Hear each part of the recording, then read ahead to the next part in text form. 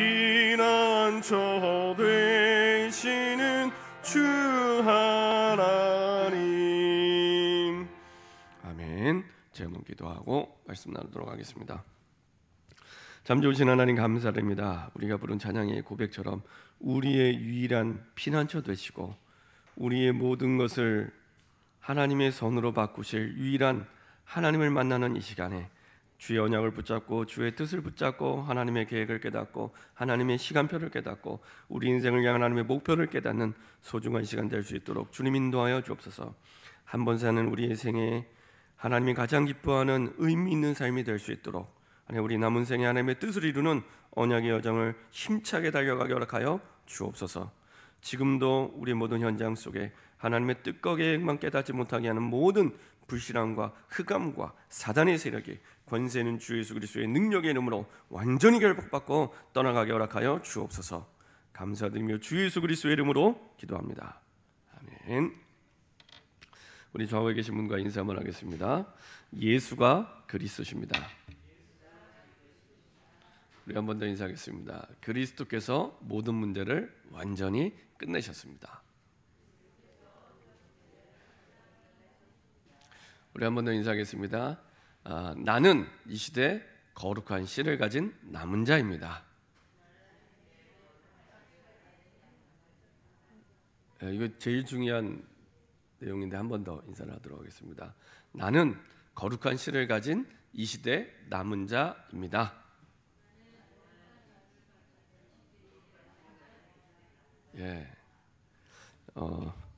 오늘도 그 남은 자에 대한 말씀을 전하려고 합니다. 제가 꼭 그 40일 금식 기도를 한 것 같은 목소리를 갖고 있지만 여러분들 내용을 잘 들으시고 붙잡으시는 소중한 시간 됐으면 좋겠습니다. 한 주간 동안에 우리에게 주어진 시간은 168시간입니다. 하루에 24시간, 7일이면 168시간이 주어져 있습니다. 근데 공평하게 주어진 이 168시간을 어떻게 사용하냐에 따라서 사람들의 모든 인생은 달라집니다. 똑같이 168시간이 주어졌지만 그 시간을 하나님이 뜻하신 바대로 하나님이 원하시는 대로 사용할 때 성경에 나와 있는 가장 중요한 가장 위대한 인생을 살게 됩니다. 반대로 그렇지 못하다면 똑같은 인생을 살아도 사실은 별 의미 없는 가치 없는 아무리 내가 많은 것을 가지고 있어도 하나님 앞에서는 의미 없는 삶과 인생을 살아가게 됩니다. 한 주간 동안 우리가 이제 예를 들면은 카카오톡을 한다든지 SNS를 한다든지 페이스북을 한다든지 아니면 드라마를 본다든지 이렇게 하는 시간들이 얼마나 될 것 같습니까? 보통 얼마나 될 것 같습니까? 유튜브를 본다든지 드라마를 본다든지 하면서 보내는 시간이 얼마나 될 것 같습니까? 통계를 보니까 보통 평균적으로 한 35시간 정도 된다고 합니다. 한 35시간. 그러니까 168시간 가운데 35시간 정도를 SNS를 본다든지 페이스북에 좋아요를 막 누른다든지 아니면은 유튜브를 본다든지 드라마를 본다든지 이렇게 해서 사실은 사용하는 시간이 보통 평균적으로 35시간 정도 된다고 합니다. 그 내용을 보면서 많은 사람들이 시간이 없다고 바쁘다고 얘기를 하고 있지만 시간이 없는 게 아니구나, 바쁜 게 아니구나, 우리의 삶과 생각과 시간과 마음들을 다른 방향으로 너무 많이 허비하고 있구나, 이런 것들을 돌아보게 됩니다. 그래서 그 불신자들 가운데서도 그런 얘기를 합니다. 하루에 한 시간만 내 미래를 설계하는 데 투자하면 그 사람은 반드시 성공합니다, 이렇게 얘기합니다.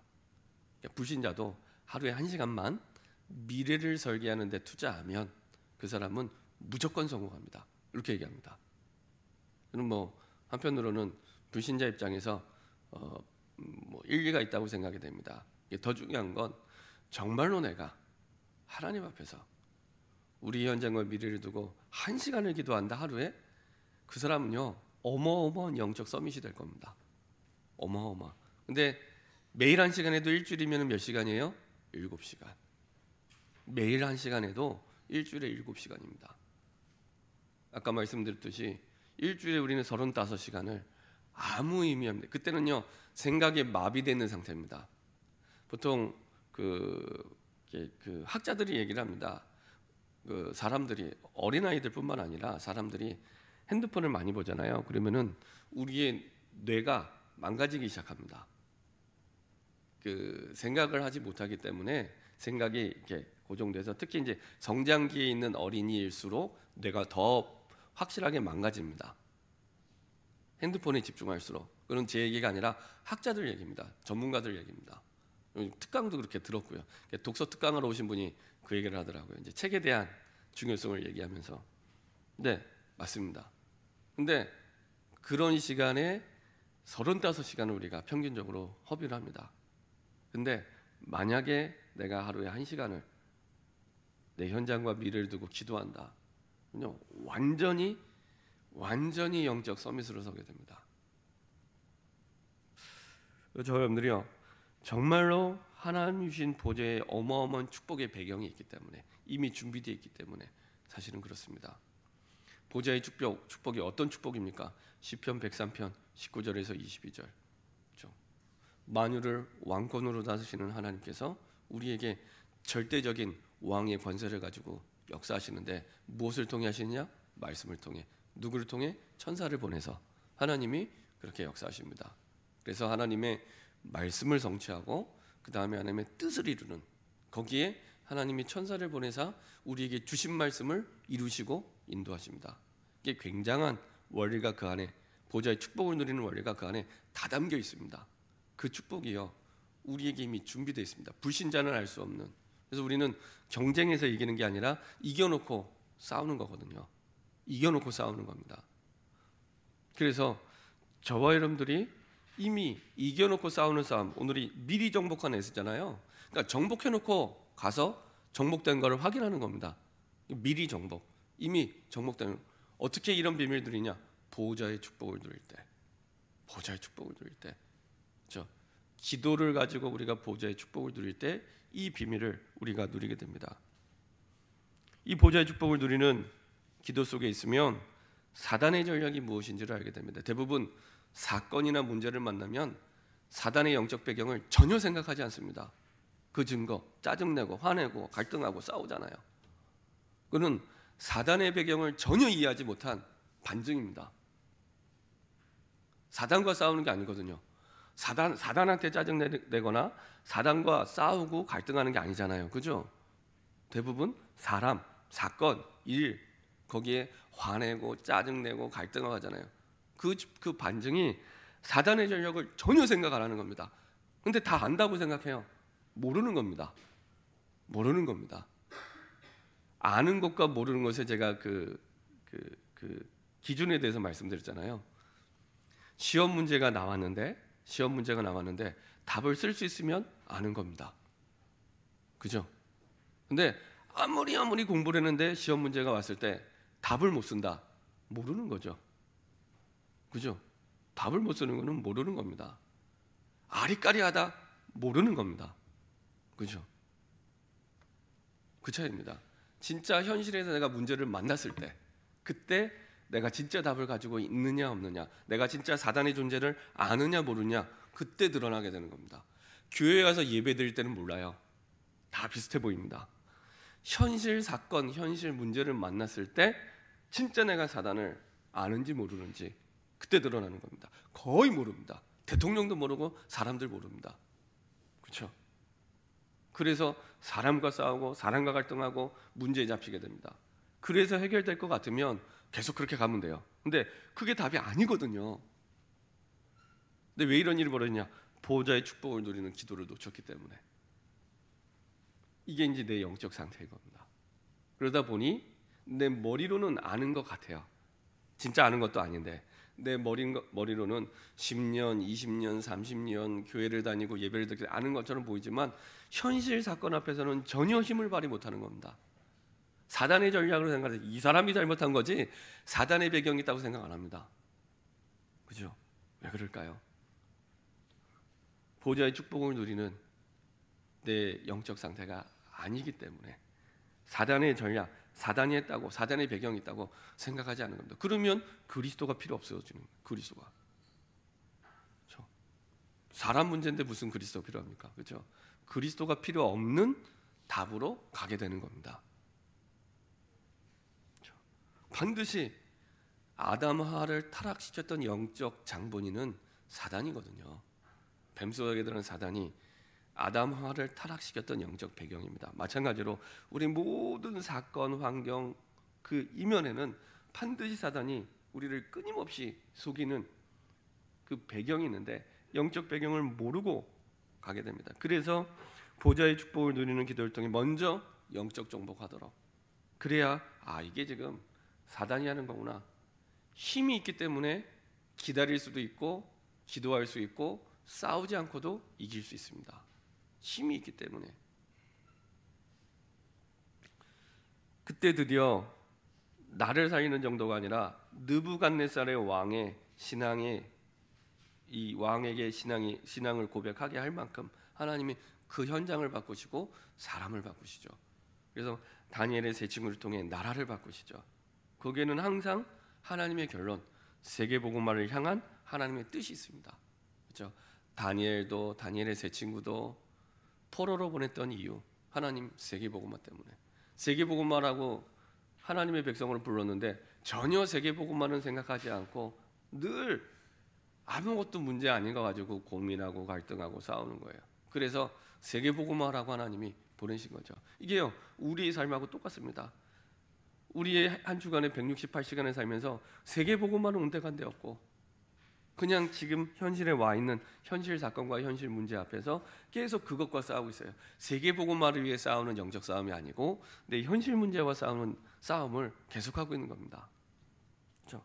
그래서 세계복음화를 향한 하나님의 뜻을 붙잡지 못하고 누리지 못할 때가 많이 있습니다. 그래서 조금만 하루에 5분이라도, 24시간 가운데 하루에 5분이라도 하나님이 나를 이 시대를 살릴 거룩한 신을 가진 남은 자로 진짜 불러주신 게 맞다면, 진짜 부른 남은 자가, 그 거룩한 신을 가진 남은 자가 시간을 정해놓고 기도할 때는 다른 응답, 다른 역사가 시작이 됩니다.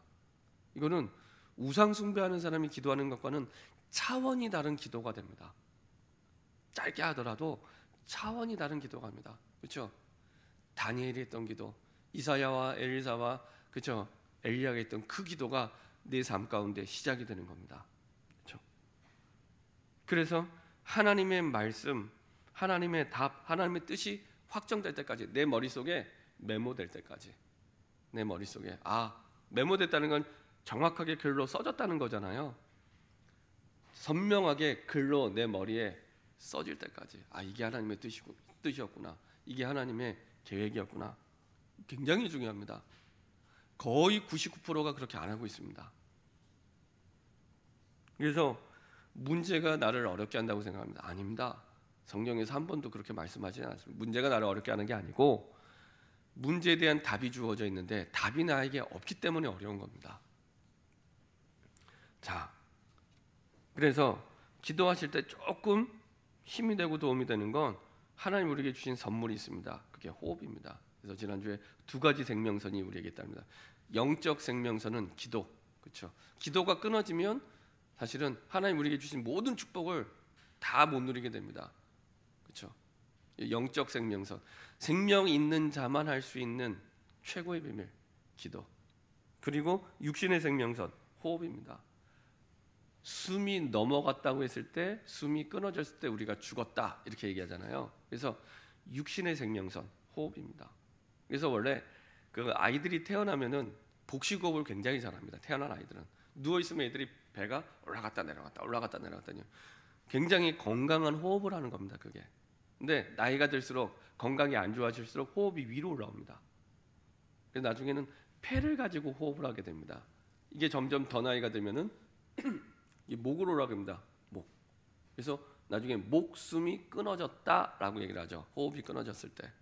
그래서 그걸 죽음 이렇게 얘기를 합니다. 그러니까 숨이 나이가 들고 내가 아플수록 숨이 계속 차오르게 되어 있습니다. 그렇죠? 그래서 두 가지 생명선, 호흡, 그다음에 기도 이렇게 말씀드리는데요. 그래서 호흡을 가지고 기도할 때 굉장한 우리에게 힘과 능력이 공급되기 시작합니다. 그러니까 산소가 우리에게 공급되면서요, 육신적으로도 굉장히 건강해집니다. 육신적으로도. 지난번에 말씀드렸잖아요. 그 성남시 그 회보에 성남시 의료원에 산소 치료 기도했다고 대문짝만하게 광고가 실렸다고. 그 굉장히 고가의 장비거든요. 그 전문 치료사가 이제 또 해야 되는. 그래서 전에 그 박지영 선수가 유럽에서 뛸 때 뭐 6주짜리 부상을 당하면은 그 선수들이 다 돈이기 때문에 이 부상 기간을 줄이기 위해서 썼던 방법이 산소 치료입니다. 그래서 산소 치료를 하게 되면은 6주 부상도 4주 만에.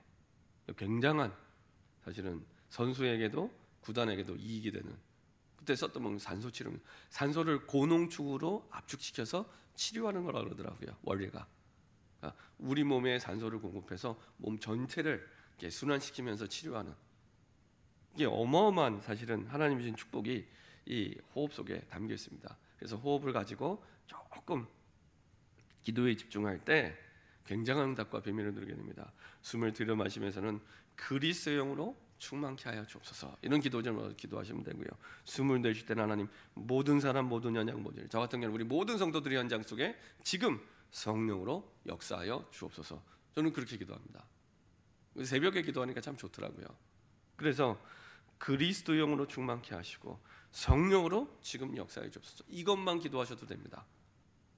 그래서 조금 눈을 감고 편안하게 하나님이 내게 주신 보좌의 축복을 누리는 기도를 시작할 때 하나님께서 우리에게 주신 모든 상황과 환경 속에 미리 정복하는 응답과 축복을 누리게 하실 줄 믿습니다. 오늘 그 중에 인물이 누구냐? 에스더입니다. 지난주에는 새 청년이었다면은 이제 그 시대에 거룩한 씨를 가진 자 남은 자 에스더, 그리고 이 모르드게를 통해서 어떻게 하나님이 미리 정복하게 하시는지 확인해 보도록 하겠습니다. 첫 번째로 흐름이요, 다니엘과 세 친구랑 흐름이 똑같이 흘러갑니다. 지금 이 시대적 배경을 조금 이해하시면 도움이 될 텐데요. 그 오늘 보았던 그 에스더 2장에 나오는 왕이 아하수에로 왕입니다. 아하수에로 왕은 여러분들이 기억하실지 모르겠지만 옛날에 300이라는 영화가 나왔었던 적이 있습니다. 300 혹시 기억나시나요? 여자분들은 아마 별로 안 좋아하실 영화입니다. 그 용사들, 그 그리스 아테네 용사들에 대한 300 용사들에 대한 내용인데, 그때 그리스에 쳐들어왔던 페르시아 왕이 있습니다. 그때 그 영화 속에서 왕의 이름은 크세르크세스라는 왕입니다. 좀 이상하게 생긴 왕이 한 명 있습니다. 키 크고 머리 대머리고. 근데 그 왕이 요 아하수에로 왕입니다. 아하수에로 왕. 이 아하수에로 왕이 그때 그 그리스를 침공했던 아하수에로. 나중에 이제 다시 그리스도가 그때 그 영화에는 지는 걸로 이렇게 표현했지만은 나중에 그 300 후속 영화가 또 나왔어요.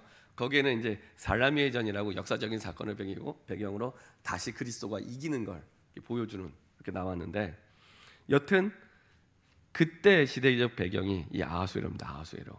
그래서 바사, 지금은 얘기하면은 페르시아, 이란입니다.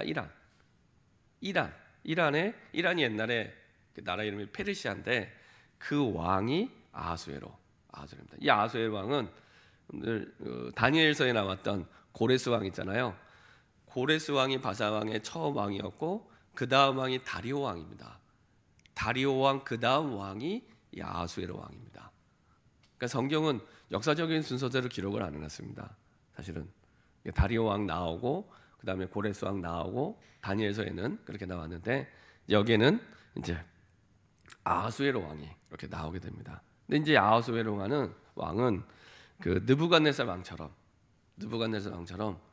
사실은 굉장히 좀 그 강한 왕인데 좀 변덕도 심하고 포악한 왕입니다. 사실은 이 바사국의 바벨론을 물렸던 바사국의 전성기는 그 앞에 다리오 왕 시절입니다. 다리오 왕 때가 가장 전성기였고요. 그때 이미 이제 어마어마한 영토, 오늘 그 나왔던 우리가 읽지 않았는데요. 에스더 1장 1절에 보면은 그 당시 이제 얼마나 대제국이었는지 영토가 나옵니다.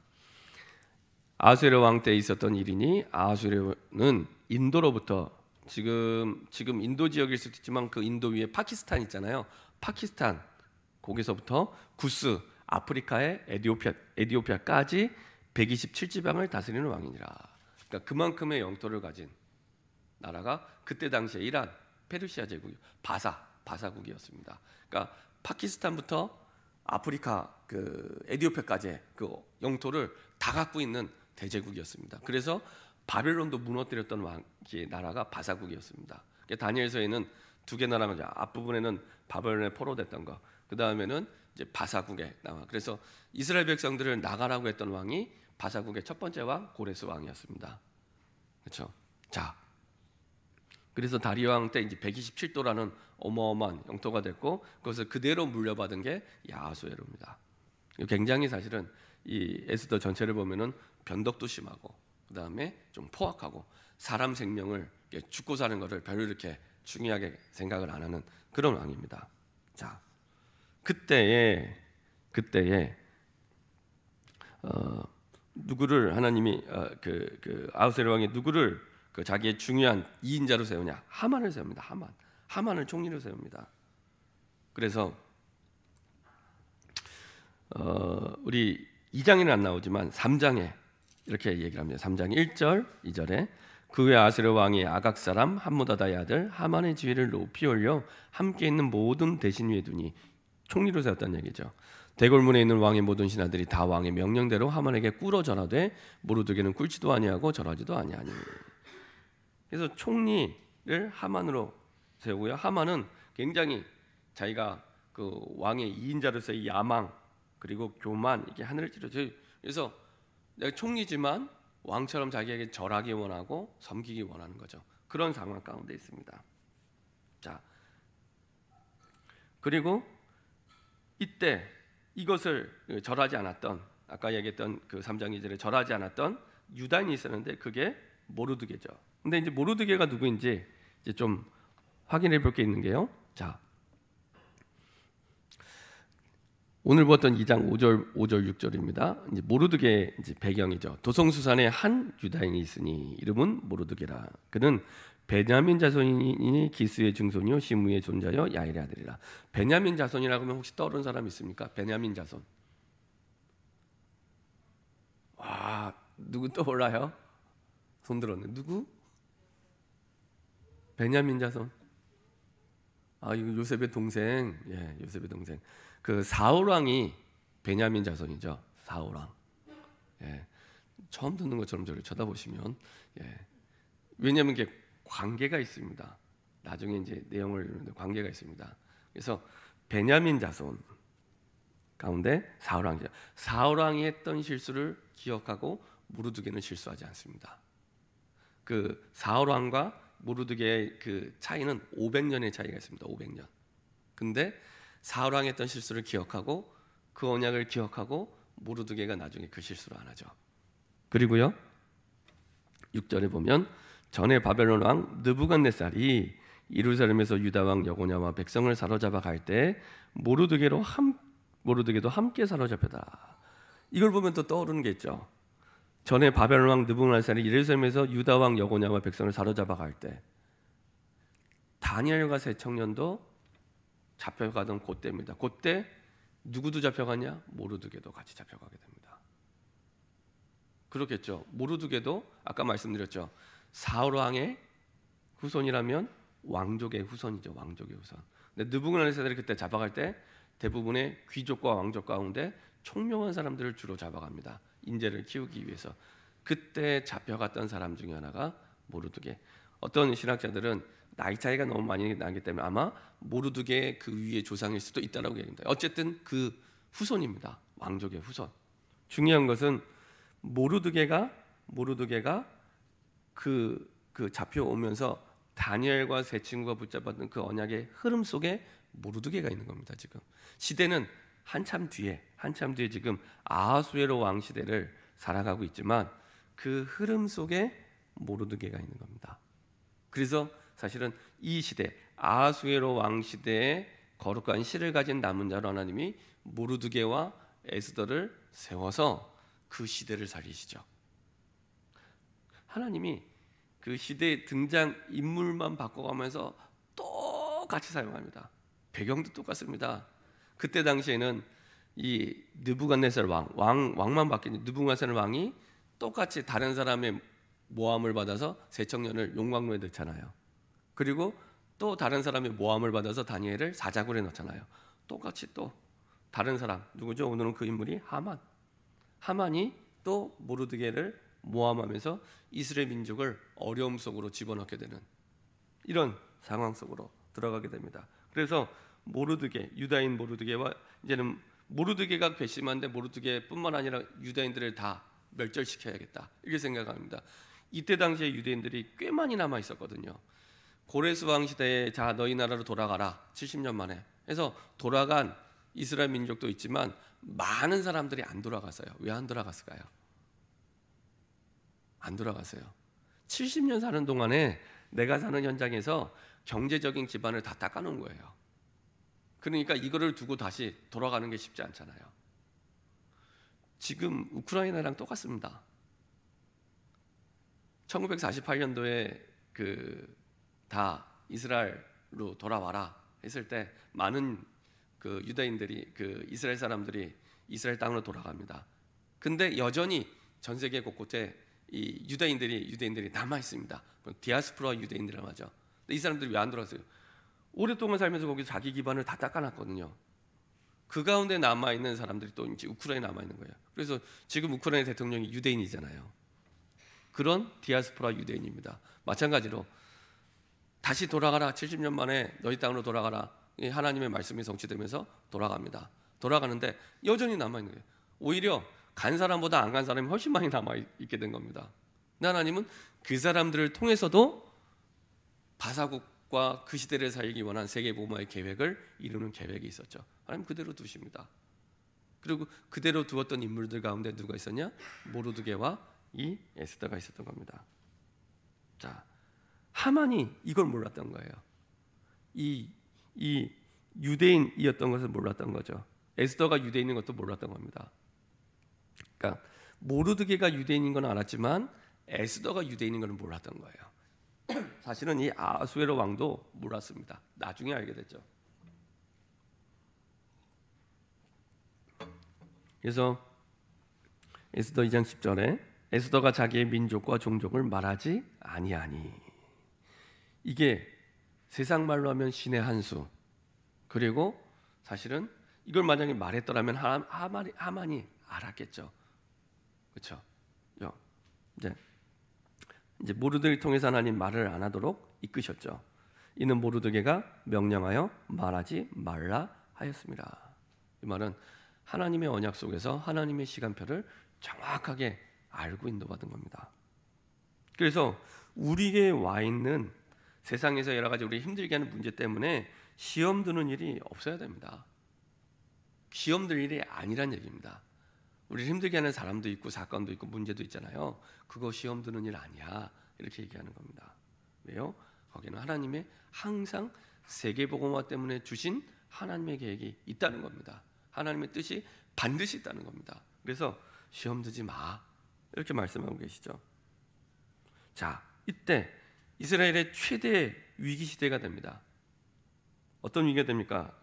에스더 3장 1절부터 15절 보니까 전 유다가 이 하만의 이 계략으로 말미암아 처형이 되는 어마어마한 결정이 내려지게 됩니다. 왕이 조서를 내려서 이제 모든 이스라엘 민족들이 이제는 처형을 당하게, 처형될 뿐만 아니라 재산도 다 빼앗기게 생겼습니다.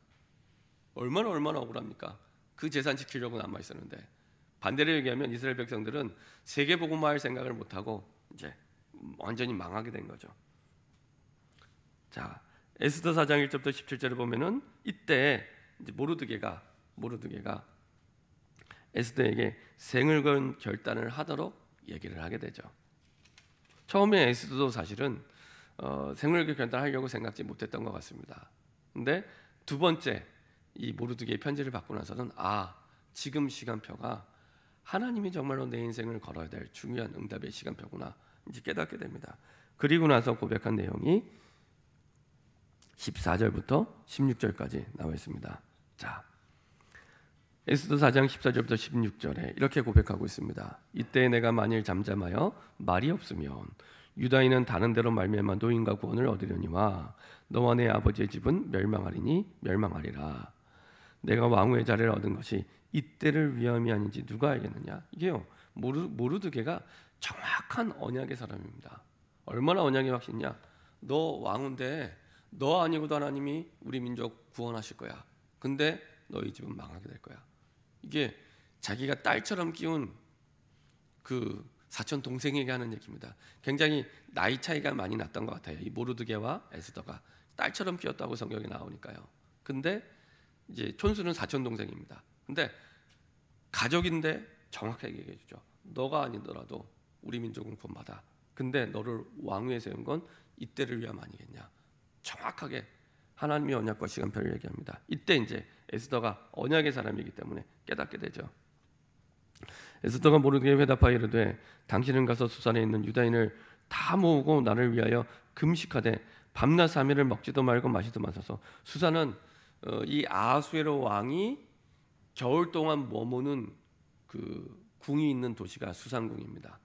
원래는 페르세폴리스라는 원래 수도가 있는데 이제 그 겨울 동안에만 이 궁에 와서 머무르는 이 궁전이 있는 굉장히 큰 도시죠. 여기에도 그때 당시에 유대인들이 굉장히 많이 살았다고 합니다.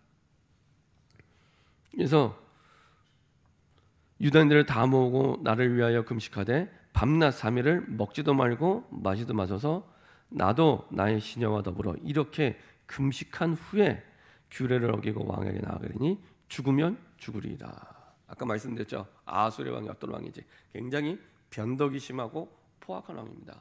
그렇죠? 그런 걸 알고 있는 거죠. 그래서 내가 지금 나가는 이게 그냥 왕 앞에 나가는 게 아니라 사실은 이거는 뭐 죽을 확률이 훨씬 더 높은. 그래서 하루 금식하는 게 아니라 3일을 금식하고 완전히 결단하고 나가게 되죠. 자, 이렇게 하나님의 정확한 시간표 속에 결단하게 됩니다. 에스더 5장 1절부터 14절에 보면은 드디어 왕 앞에 에스더가 나가게 되고요. 그리고 오히려 왕이 그 왕비인 에스더를 기뻐하면서 맞아줍니다. 그래서 왕이 귀를 내밀 때 거기에 딱 손을 대게 하고 뭐 때문에 왔는지 그때 이제 에스더가 얘기합니다. 그 식사 초청을 하죠. 잔치를 베풀죠. 근데 올 때 누구를 꼭 데리고 와라? 하만을 꼭 데리고 오도록 식사 초청을 합니다. 그러니까 뭐 때문에 왔는지 이유는 얘기 안 해주고 초청을 합니다. 보통 사람 같으면은 바로 얘기했겠죠. 그 말은 분명한 영적인 힘이 있었고 하나님의 시간표를 알고 있었기 때문에 그 속에서 나온 사실은 성령이 인도받는 지혜죠. 그렇게 해서 왕과 하만을 잔치에 초대하게 됩니다. 자, 에스더 6장 1절부터 14절을 보면 이 모든 것들의 감독이 누구인지 잘 나옵니다. 이 모든 일들의 감독이 누구냐? 하나님입니다. 하나님. 자, 에스더 6장 1절 한번 읽어보겠습니다. 에스더 6장 1절.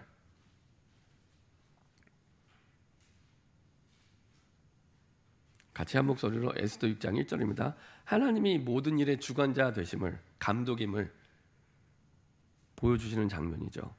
그래서 6장 1절입니다. 같이 합독하겠습니다. 그날 밤에 왕이 잠이 오지 아니하므로 명령하여 역대 일기를 가져다가 자기 옆에서 읽히더니.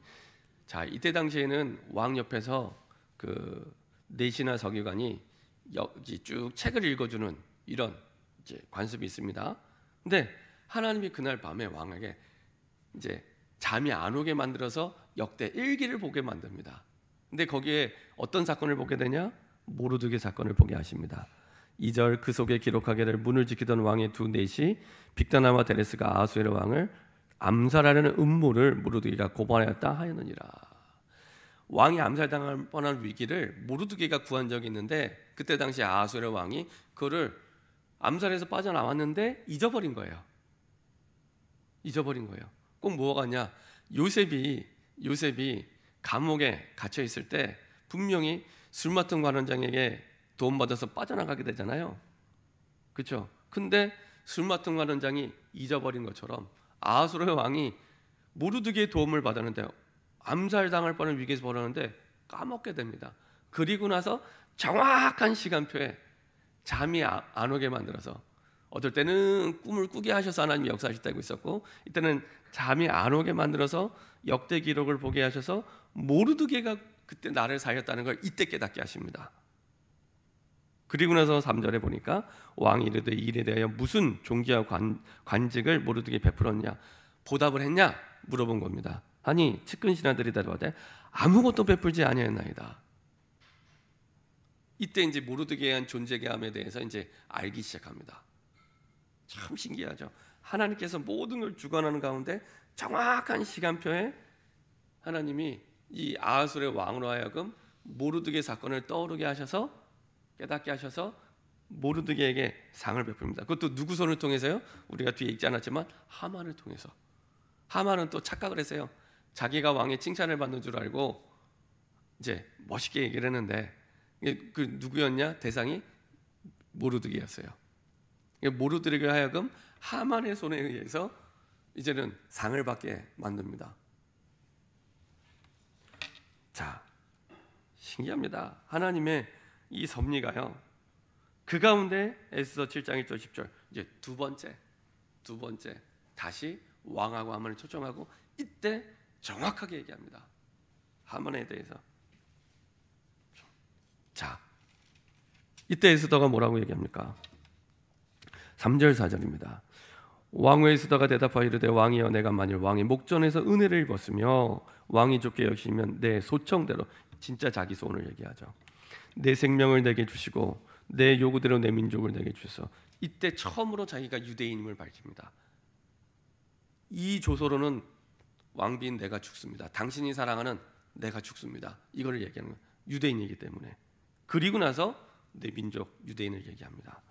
4절에 나와 내 민족이 파괴해서 죽임과 도륙함과 진멸함을 당하게 되었나이다. 만일 우리가 노비로 팔렸더라면 내가 잠잠하였으리다. 그래도 대적의 왕의 손을 보충하니 못하리다 하니. 이제 드디어 이제 아하수에가 열받기 시작합니다. 아까 말씀드렸죠. 변덕이 심하고 포악한 왕이라고. 아하수의 왕이 왕후 에스더에게 말하여 이르되 감히 이런 일을 심중히 품은 자가 누구며 그가 어디 있느냐. 이게 되게 이 말이 웃긴 게요. 본인이 유대인들 죽이라고 명령했잖아요. 물론 하만의 계략이었지만 본인이 유대인들을 죽이라고 명령해놓고 이렇게 얘기를 하는 겁니다. 그렇죠? 에스더가 이르되 대적과 원수는 이 악한 하만이다. 하만이 왕과 왕후 앞에서 두려워하거늘. 그렇죠? 아주 정확하게, 그렇죠? 정확한 하나님의 시간표 속에 하나님의 목표를 두고 인도받게 되죠. 결국에는 그 모르드게를 죽이려고 만들었던 그 십자가 나무의 형틀에 그 모르드게 대신 하만이 달리고, 나중에는 하만의 10 아들이 있었는데 하만의 10명의 자녀들까지도 다 죽임을 당하게 됩니다. 자, 이렇게 돼서 다시 새로운 조서가, 왕의 조서가 내리게 되죠. 자, 그래서 그것을 기념하는 날이 부림절입니다. 부림절. 자, 에스더 9장 20절부터 24절에 보면 부림절에 대한 내용이 나오는데요. 자, 21절부터 24절까지 같이 한 목소리로 압도하도록 하겠습니다. 21절부터 24절입니다. 시작. 한 규례를 세워 해마다 아달월 14일과 15일을 지키라. 이달 이날에 유다인들이 대적에게서 벗어나서 평안함을 얻어 슬픔이 변하여 기쁨이 되고 애통이 변하여 길한 날이 되었으니 이 두 날을 지켜 잔치를 베풀고 즐기며 서로 예물을 주며 가난한 자를 구제하라 하며 유다인이 자기들이 이미 시작한 대로 또한 모르드게가 보낸 글대로 계속하여 행하였으니 곧 아각 사람 함무다다의 아들 모든 유다인을 대적함이니 유다인을 진멸하기를 꾀하고 부르 곧 제비를 뽑아 그들을 죽이고 멸하려 하였으나. 이렇게 됐습니다. 원래 부림절이란 말은 부르라는 제비 뽑기에서 납니다. 제비. 부림절은 그 복수형입니다. 그래서 제비를 뽑는데 하만이 원래 이스라엘 백성들을 죽이려고 하는 이거를 제비를 뽑아서 날짜를 정하게 됩니다. 근데 참 신기한 건 제비를 뽑아서 달과 일을 정했는데 제비를 뽑은 날로부터 11개월 뒤에, 바로가 아니고 11개월 뒤에 이런 일이, 자, 요 사건이 일어났을 때가 그 제비를 뽑은 지 2달 반 만에 요 사건이 일어나게 됩니다. 아까 그 에스더가 하만에 대해서 잔치를 베풀어서 그 실체를 얘기했던 사건이 2달 반 만에. 그러니까 이게요, 모든 게 하나님의 섭리 가운데, 하나님의 시간표와 하나님의 계획과 목표 가운데 하나님이 쭉 이루어가십니다. 당장에도 죽일 수 있었거든요, 얼마든지. 근데 제비를 뽑았는데 이제 그 11개월 뒤에 죽게 된 거예요, 이스라엘 백성들이. 근데 이 사건이 이제 2달 반 만에 일어나게 된 겁니다. 그러면서 요것을 기념하는 날을 이제 불임절이라. 근데 또 한 가지 놀라운 사실은 이 14일 15일, 여기서 말한 아달월 14일 15일이 어떤 날인 줄 아십니까? 이스라엘 백성들이 출애굽할 때 10번째 재앙 있잖아요. 10번째 재앙에 그 어린 양의 피를 바르기 전날이 13일입니다. 그리고 어린 양을 잡던 날이 14일 15일, 요때입니다. 요때 14일. 그러니까 하나님이요, 정말로 하나님의 시간표를 정확하게 맞춰가면서 인도하시죠. 그러니까 완전히 이스라엘 백성들이 죽게 된 그날, 완전히 그 죽게 된 그날을 구원의 날로 하나님이 바꾸십니다. 구원의 날로. 죽게 된 그날을 하나님이 구원의 날로 바꿉니다. 사실은 에스더가 정경에 포함될 때 많은 학자들이 이런저런 그 부정적인 얘기들을 많이 했었다고 합니다. 왜냐? 에스더 1장부터 10장까지 내용들을 보면 하나님이라는 단어가 한 번도 안 나와요. 복음도 하나도 한 번도 안 나옵니다. 근데 어떻게 정경에 들어가게 됐냐라고 얘기들을 많이 했는데 1장부터 10장까지 보면은 하나님의 섭리 속에서 하나님이 어떻게 죽음의 위기에서 구원하셨는지 하나님의 손길이 쭉 펼쳐져 있습니다. 그래서 그날을 기념하는 날이 불임절입니다. 그리고 드디어 하나님은 다니엘처럼 하나님이 아수에로 왕시대에 총리로 세우시죠. 흐름이 똑같습니다. 똑같은 흐름 속에서 하나님이 그 모든 것들을 펼쳐가시죠. 결론입니다. 하나님과 함께하는 보좌의 축복을 누릴 때 우리의 모든 현실 문제 사건을 미리 정복하게 됩니다. 미리.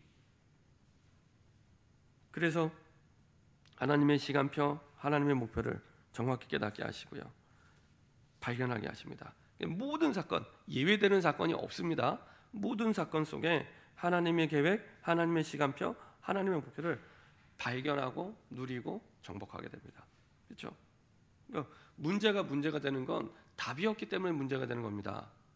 근데 답이 있으니까 더 이상 것은 문제가 아닙니다. 문제가 없는 게 아니라 문제가 있어도 괜찮은 겁니다. 두 번째로 그 답이 어디에서 발견이 됩니까? 정확한 하나님의 말씀 속에서. 그렇죠? 정확한 하나님의 말씀 속에서만.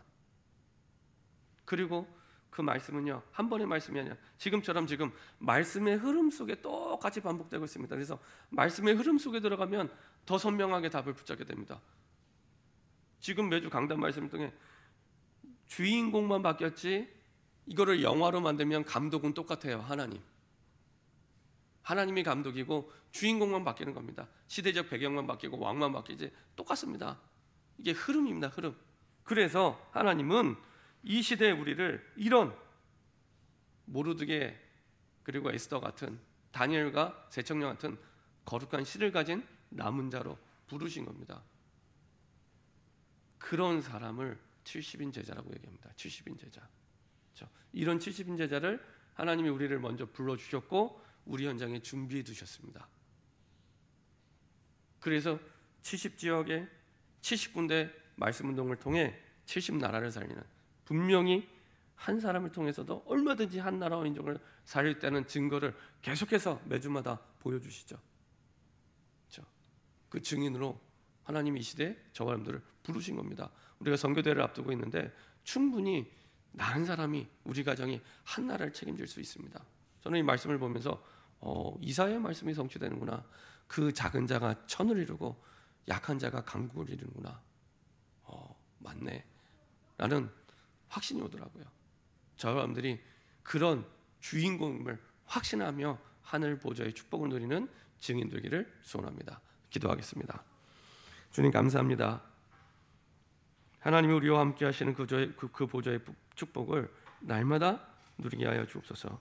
그래서 모든 사건 속에 하나님의 계획과 하나님의 시간표와 하나님의 목표가 있음을 발견하게 하시고 정확한 하나님의 말씀의 흐름 속에 언약을 붙잡고 이 시대 남은 자로 부르심을 깨닫게 하시고 그런 70인 제자임을 확신하게 허락하여 주옵소서. 감사드리며 주 예수 그리스도의 이름으로 기도합니다. 아멘.